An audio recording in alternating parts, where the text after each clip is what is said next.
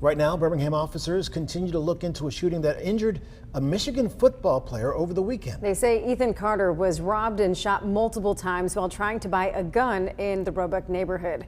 We have our WVTM 13's Lisa Crane joining us live and local with some of the latest developments today. Lisa, we're hearing that Ethan is actually back home now.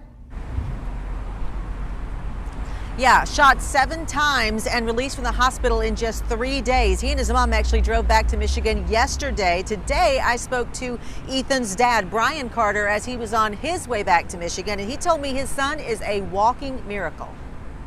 Brian Carter says his son Ethan is lucky to be alive. On Saturday, the Michigan teen in town for football training drove to Roebuck to meet some people he'd met online to purchase a Glock handgun. But from the beginning of the encounter, Carter says his son was suspicious. There was a couple individuals there, and the guy put up his hood, and right away he said something's wrong, and the guy pulled out his pistol and started shooting at him. So he had never intended to sell him a pistol at all. And by the grace of God, out of 24 shots, hit him 7 times, 2 in the skull, never penetrated. Carter says most of the shots that landed could have been deadly. He says doctors and detectives are in awe he survived. There's 2 marks on his head where there was 2 bullets that hit him, but he said as soon as he saw them pull out the gun, he went like this. I think it's probably an immediate automatic reaction, but he just turned himself over and covered himself.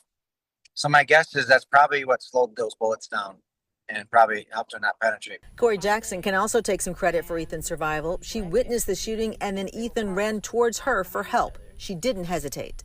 We grabbed the towels. I placed it on his head. I placed it on his neck. And my husband, my fiance, stayed right by his side. He was making sure his heart was still beating. I just want to tell her that, she's a guardian angel. She's a blessing, because without them there to help him and put pressure on him and guard him, I really believe it would have turned into a different situation. The way they stopped the bleeding and everything that they did, it's just unbelievable, and I'm so thankful for that. Birmingham police are still looking for the people who shot Ethan. Brian Carter tells me that they've already identified the suspects and expect to make arrests on attempted murder charges soon. We have not been able to, though, to confirm that with Birmingham police. Live in Birmingham, Lisa Crane, WVTM 13.